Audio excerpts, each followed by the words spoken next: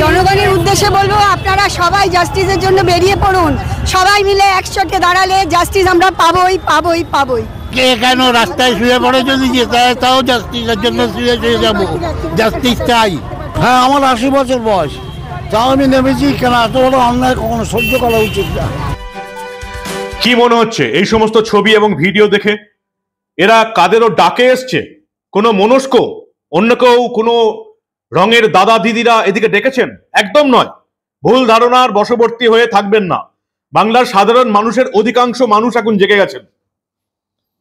8 থেকে 80 প্রত্যেকেই বিচার চাইছেন রাস্তায় নেমে। এবং এখানে আমরা যে বিচারের পদ্ধতিগুলো গত 40 দিন ধরে চিৎকার করে বলে এসছি, সেগুলো যখন ঘটতে দেখি চোখের সামনে, সত্যি খুব ভালো লাগে। এমনিতেই আপনারা জানেন সাংবাদিকতার কাজ হচ্ছে একেবারে থ্যাঙ্কলেস জব। কেউ প্রশংসা করে না, সবাই গালাগাল দেয়। যার পছন্দ হবে না আমার কথা, সেই এসে গালাগাল দিয়ে দাগিয়ে দিয়ে যাবে। সেই জন্য নিজেকে এখন আর সাংবাদিক বলি না। কে নিজেকে গালাগালের মধ্যে দেখতে চাই বলুন? সাংবাদিক, পুলিশ, বুদ্ধিজীবী, এই বাংলার সবকটাই এখন গালাগাল। তাই এখন সাধারণ মানুষ হয়ে গেছে, এবং সাধারণ মানুষ হয়ে আপনাদের সেইগুলো দেখানোর চেষ্টা করছি যেগুলো এই বাংলার বিখ্যাত সাংবাদিকরা দেখাতে পারছে না। 40 দিন ধরে যেটা নিয়ে চিৎকার করে এলাম, সিবিআই এবার সেটা দিকে নজর দিয়েছে। ভালো লাগছে। এগুলি আমাদের কাছে একটা সাফল্যের বিষয়বস্তু, জানেন তো। এই ছোট্ট ছোট্ট ঘটনাগুলো আমাদেরকে আরো বেশি উৎসাহিত করে। কি ঘটেছে? বিরূপাক্ষ বিশ্বাসকে তলব করা হয়েছে আরজি করে ধর্ষণ এবং খুনের মামলাতে। কে বিরূপাক্ষ বিশ্বাস? সন্দীপ ঘোষের অনুগামী, এবং এই বিরূপাক্ষ বিশ্বাস থ্রেট কালচারের অন্যতম মাতব্বর, এবং সেই মাতব্বর যিনি 9 আগস্ট সকালবেলা আরজি করের ওই সেমিনার রুমে হাজির ছিলেন। আপনারা যারা আমার প্রতিবেদন প্রতিদিন দেখেন তারা ভালো করেই জানেন 40 দিন ধরে আমি চিৎকার করে যাচ্ছি রীতিমতো ছবি দিয়ে, যে আরজি করে 9 আগস্ট যে সমস্ত মাতব্বর ডাক্তার বিনা কারণে হাজির হয়ে গেল, তাদেরকে প্রত্যেককে গারদে পুরে জেরা করা উচিত। গারদে পোড়া হয়নি, কিন্তু আপাতত বিরূপাক্ষ বিশ্বাসকে জেরা করা হয়েছে। আর অন্যদিকে ভয়ঙ্কর তদন্ত রিপোর্ট উঠে আসছে সিবিআই এর কাছে। এই সিভিক পুলিশ সঞ্জয় রায়, একে নাকি একেবারে রীতিমতো টোপ দিয়ে ফাঁসানো হয়েছে, এবং যে নির্যাতন এবং অত্যাচারের কথা আসছে সেগুলো এই খুনের ঘটনাকে চাপা দিতে। এখানে খুনটাই হচ্ছে আসল কারণ। খুন করাই ছিল উদ্দেশ্য। যেভাবে আরজি কর হাসপাতালে এর আগেও বেশ কিছু নারী পুরুষ খুন হয়ে গেছেন, যেগুলো আত্মহত্যা বলে চালিয়ে দেওয়া হয়েছে। কি রিপোর্ট উঠে এলো, সেই ভয়ঙ্কর রিপোর্টও আমি আপনাদের শোনাবো। এই প্রতিবেদন শেষ অবধি দেখুন। আমি মানব, দা নিউজ বাংলায় আপনাদের স্বাগত জানাচ্ছি। সাধারণ মানুষ রাস্তায় নেমেছে। এই আন্দোলনে যারা এখনো মাঠে নামেননি, রাস্তায় নামেননি, আমি তাদেরকে, এই যারা নির্যাতন করে খুন করলো, একেবারে তাদের সহযোগী বলেই মনে করি। তারাও এই ধর্ষকদের সঙ্গী। আর যারা এই আন্দোলনকে দাগাবার চেষ্টা করছেন, কখনো বলছেন অমুক মনস্ক, কখনো বলছেন অমুক স্লোগান দিচ্ছে, কখনো বলছেন ওই যে প্রচারের জন্য রাস্তায় নেমেছেন, তারাও একেবারে ভুল করে বোকার মতন এই আন্দোলনের বিরোধিতা করে সেই অপরাধীদেরই সাহায্য করছেন। এই আন্দোলন কখনো কোনো মনস্ক বা কোনো রঙের আন্দোলন হতে পারে না। 60 বছর, 70 বছর, 80 বছর বয়সের বৃদ্ধ বৃদ্ধরা নেমে পড়েছেন। কি ভাবছেন কোনো রং নামিয়েছে, কোনো দল নামিয়েছে, রাজনৈতিক দল? একেবারে ভাববেন না। এত বড় আন্দোলন 40 দিন ধরে চলছে। এই আন্দোলনে হাইজ্যাক করার চেষ্টা হবে, কোনো মনস্করা এটাকে দখল করার চেষ্টা করবেন। এই আন্দোলনে কারো ছবি দিয়ে, বিশেষ কোনো নেতার ছবি দিয়ে মানুষ চলে আসবে। এই আন্দোলনে আজাদি স্লোগান উঠবে, স্বাভাবিক ঘটনা। সাধারণ মানুষের আন্দোলন গতকাল আবার প্রমাণ হয়ে গেছে।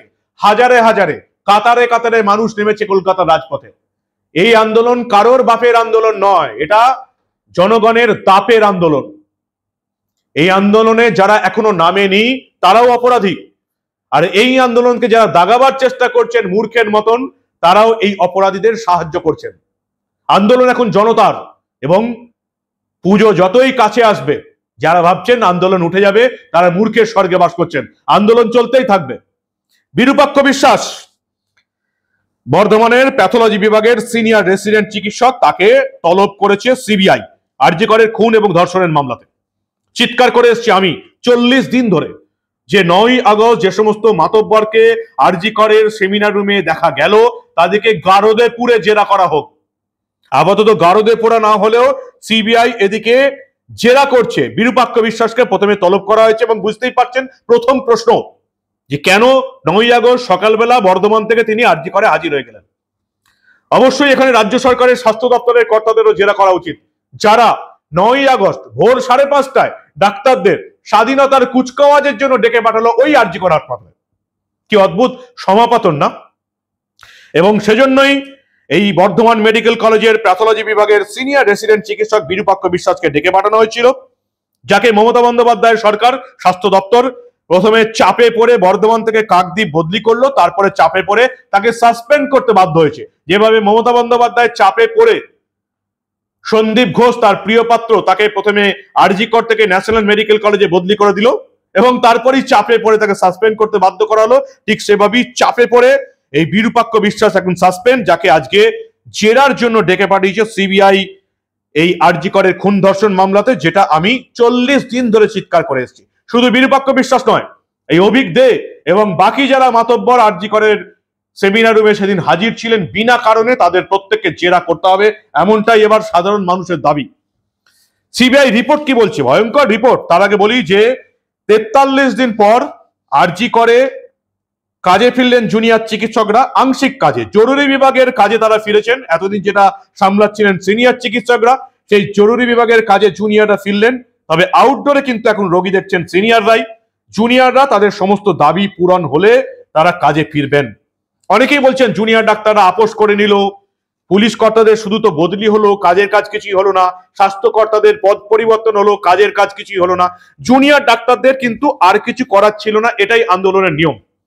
তারা 1 মাসের বেশি সময় ধরে লড়েছেন, স্বাস্থ্যের সাফাই অভিযান তারা করছেন। যারা এখনো মনে করছেন এই আন্দোলনে কোনো মনস্ক আছে, অমুক ডাক্তার আছে, তিনিও তো পুরোপুরি ক্লিয়ার নন, কারা আছে এর পেছনে, একবারে ভুল ধারণা, ভুলে যান সব। এই আন্দোলনের পেছনে সাধারণ মানুষ আছে। সাধারণ মানুষ এদিকে সাপোর্ট করেছে স্বাস্থ্যের সাফাই অভিযান চালু করার জন্য। জুনিয়র ডাক্তাররা 1 মাসের বেশি আন্দোলন করেছে, তাদেরকে চিকিৎসায় ফিরতে হতোই, কারণ তারা সরকারি চাকরি করে। এই আন্দোলনটা এবার চালাতে হবে সাধারণ মানুষ এবং রাজনৈতিক দলগুলোকে, বিরোধী দলগুলোকে। এটা একবারে পরিষ্কার। যারা এটাকে একেবারে মাথা দিয়ে ভাবছেন না, তারা বোকামি করছেন। এই আন্দোলন এবার সাধারণ মানুষ চালিয়ে নিয়ে যাওয়ার কথা। ডাক্তারদের একদিন না একদিন কাজে ফিরতেই হতো। 30 দিন 40 দিন পর তারা কাজে ফিরতে পেরেছেন, তাও আংশিক। তারা বলেছেন অন্যতা হলেই থ্রেট কালচার যদি মুছে না যায় হাসপাতাল থেকে, তারা আবার কিন্তু আন্দোলনে ফিরবেন। তারা সিবিআই এর কাছে কৈফিয়ত দাবি করেছেন বলে অনেকের আপত্তি। তারা সিবিআই এর কাছে কেন কৈফিয়ত দাবি করবে না? কারণ এই তদন্তের দায়ভার এখন সিবিআই এর হাতে। তদন্ত করছে সিবিআই। সিবিআই এর এবার ধরা উচিত রাজ্য প্রশাসনের কোন পুলিশ এবং মাথা এই অপরাধীদের সাহায্য করলো। রাজ্য প্রশাসনের সেই মাথাকে কি সিবিআই ধরতে পারবে, যিনি নিজে দাঁড়িয়ে থেকে ফোনে নিজে বলছেন আমি রীতিমতো ঘেরাও করে বডি নিয়ে গেলাম, তারপরে পুড়িয়ে দেওয়ার ব্যবস্থা করলাম? সেই পর্যন্ত সিবিআই পৌঁছতে পারবে কিনা আমাদের নজর থাকবে। রাজ্য পুলিশ এবং প্রশাসনের কোন কোন মাথারা এই অপরাধের তথ্য প্রমাণ লোপাটের চেষ্টা করলো, সেদিকে আমাদের নজর থাকবে। যে দাবিটা তো তুলেছে জুনিয়র ডাক্তাররা, সঠিক দাবি। তাদের দাবি যেমন এটা থাকার কথা, সিবিআই কি করছে, কত তাড়াতাড়ি বিচার পাবো, তাদের দাবি এটাও থাকতে হবে যে মমতা বন্দ্যোপাধ্যায়ের কোন পুলিশ এবং প্রশাসন এই কাজে সহায়তা করলো, তাদের কেন সিবিআই ধরছে না। সিবিআই রিপোর্টে কি উঠে এসছে? সিবিআই রিপোর্টে ধীরে ধীরে যেটা উঠে আসছে যে খুন করাটাই আসল উদ্দেশ্য ছিল।